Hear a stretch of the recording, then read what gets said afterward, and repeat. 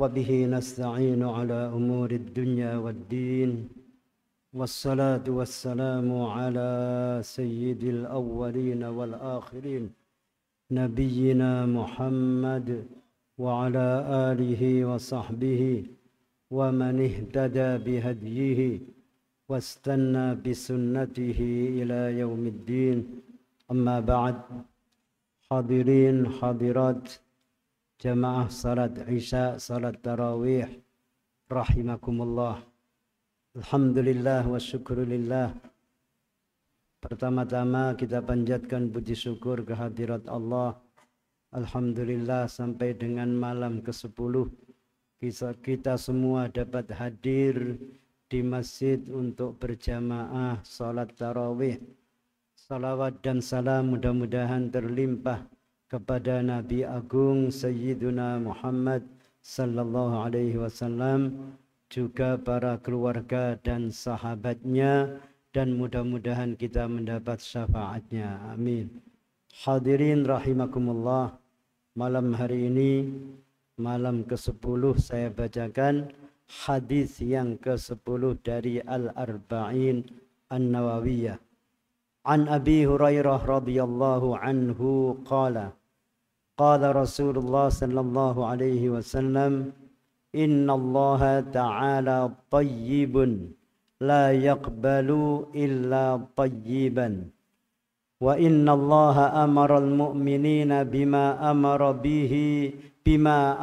bihi al-mursalin qala ta'ala ya ayyuhar rusulu كلوا من الطيبات واعملوا صالحا وقال تعالى يا أيها الذين آمنوا كلوا من طيبات ما رزقناكم ثم ذكر الرجل يطيل السفر أشعث أغبر يمد يديه إلى السماء يا رب يا رب ومطعمه حرام ومشربه حرام وملبسه حرام وغذي بالحرام فأنى يستجاب له. Rawahul Imam Muslim. Dari sahabat Abu Hurairah radhiyallahu anhu, dia berkata bahwa Rasulullah sallallahu alaihi wasallam bersabda, sesungguhnya Allah Ta'ala itu zat yang maha baik, tidak menerima kecuali yang baik, yang bagus, yang halal. Sesungguhnya Allah memerintah orang-orang yang beriman seperti yang Allah perintahkan kepada para utusannya, yaitu Allah berfirman, wahai para utusan, makanlah kalian dari yang baik-baik, yang halal, dan hendaklah kalian mengerjakan pekerjaan yang saleh. Dan Allah Ta'ala berfirman, wahai orang-orang yang beriman, makanlah kalian dari yang baik, yang aku halalkan, yang aku berikan kepada kalian sebagai rezeki. Lalu Rasulullah menyebut seorang laki-laki yutilus safar. Dia mengadakan perjalanan jauh,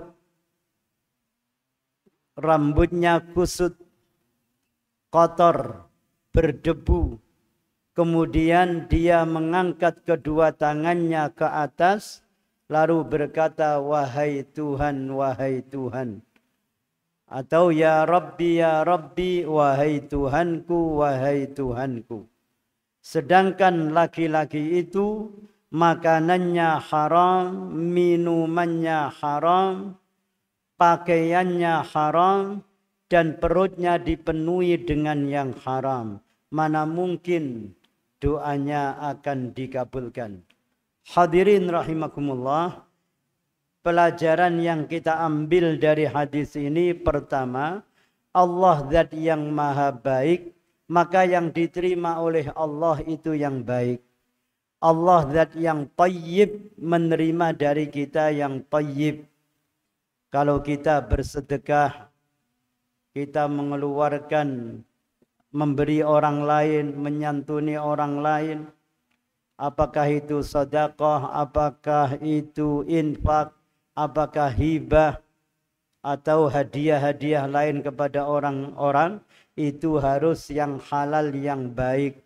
Kalau tidak halal, tidak baik, tidak diterima oleh Allah, karena Allah zat yang maha baik. Makanya orang mukmin itu kalau mencari rezeki harus berhati-hati. Harus berhati-hati. Rezeki dapat diperoleh dengan bermacam-macam cara. Bisa diperoleh dengan bersungguh-sungguh di dalam menjaga diri dari larangan Allah. Bisa diperoleh juga dari sembarangan melakukan perbuatan yang menyimpang dari agama. Kalau mencari rezeki dari jalan yang menyimpang dari agama, sudah barang tentu rezeki yang diperolehnya tidak dihalalkan oleh Allah Subhanahu wa ta'ala. Sebab barang halal itu ada dua macam. Ada halal li dzatihi, ada halal li sababihi. Maka yang haram juga begitu. Ada haram li dzatihi, haram li sababihi. Haram li dzatihi, zatnya sudah haram.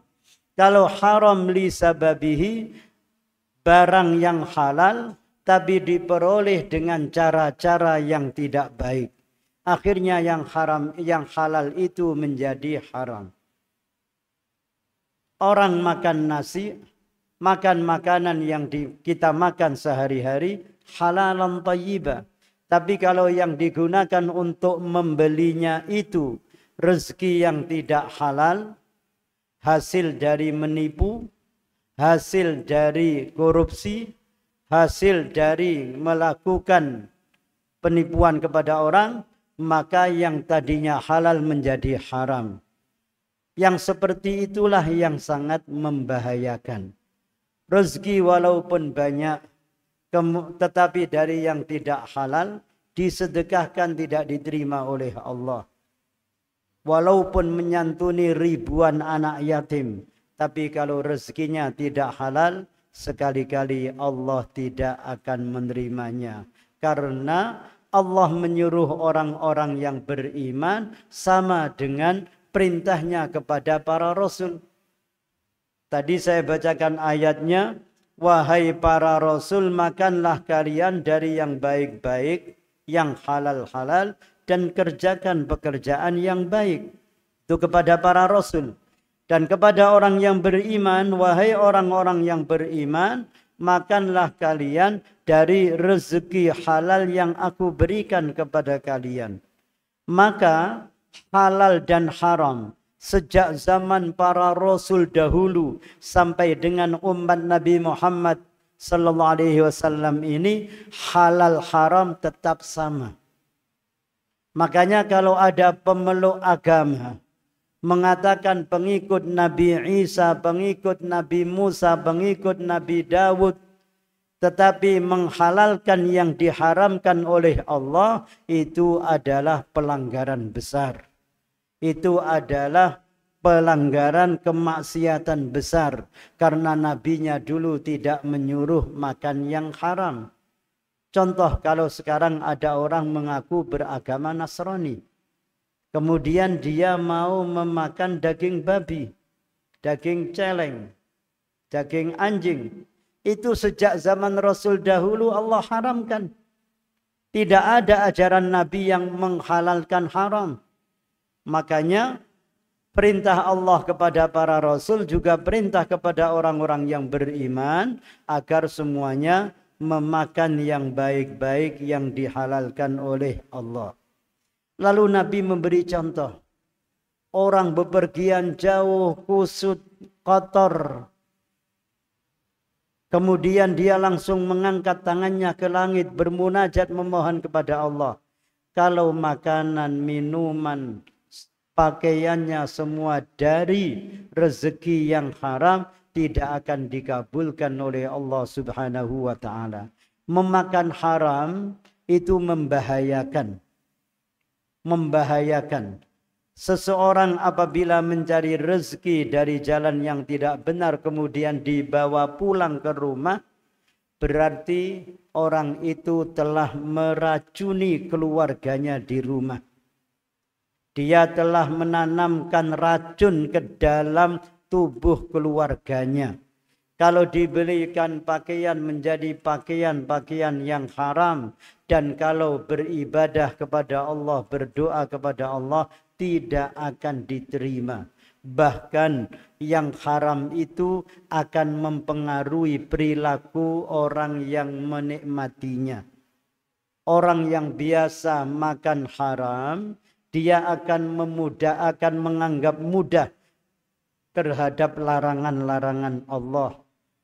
Dia akan meremehkan larangan Allah. Dan orang yang biasa menikmati yang haram, badannya berat untuk ibadah kepada Allah Subhanahu wa ta'ala. Mudah-mudahan keluarga kita semua selamat, diselamatkan oleh Allah dari rezeki-rezeki yang haram. Tentunya harus melalui usaha kita semua, berusaha yang baik yang diridhai oleh Allah Subhanahu wa ta'ala. Aqulu qawli hadha wa astaghfirullahal azim wallahul muwaffiq ila aqwamit thariq. Wassalamu alaikum warahmatullahi wabarakatuh.